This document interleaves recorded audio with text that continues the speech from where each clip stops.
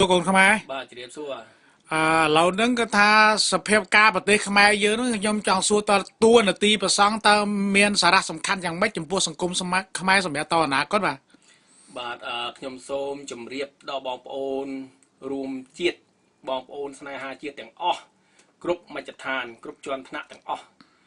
ព្រះសង្ឃគឺមានតួនាទីសំខាន់ណាស់សម្រាប់បច្ចុប្បន្ននេះខ្ញុំបាទសូមជម្រាបថាទុករបស់ប្រជារាស្ត្រទឹកភ្នែករបស់ប្រជារាស្ត្រដែលហូរអត់ឈប់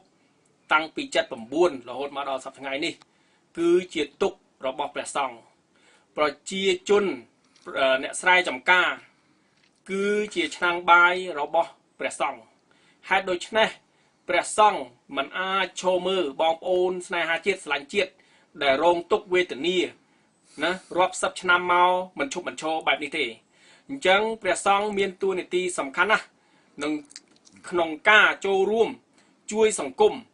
ជាពិសេសនៅពេលបច្ចុប្បន្ននេះហើយខ្ញុំបាទសូមលើកឧទាហរណ៍ថាប្រទេសភូមាបានសន្តិភាពឯករាជ្យលទ្ធិប្រជាធិបតេយ្យពិតប្រាកដដោយសារព្រះសង្ឃ60000អង្គចូលរួមណាជួយសង្គ្រោះជាតិគេអញ្ចឹងព្រះសង្ឃ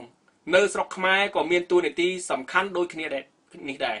រីឯព្រះសង្ឃមួយចំនួនដែលជារាជាគណៈដែល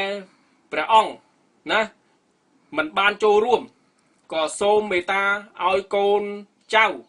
ណារបស់ព្រះអង្គចូលរួមឲ្យបានសកម្មបាទហើយដូច្នេះខ្ញុំសូមថ្លែងអំណរគុណដល់ព្រះសង្ឃគ្រប់ព្រះអង្គបាទខ្ញុំជាកូនខ្មែរសូមអរគុណបាទអរគុណកូនខ្មែរ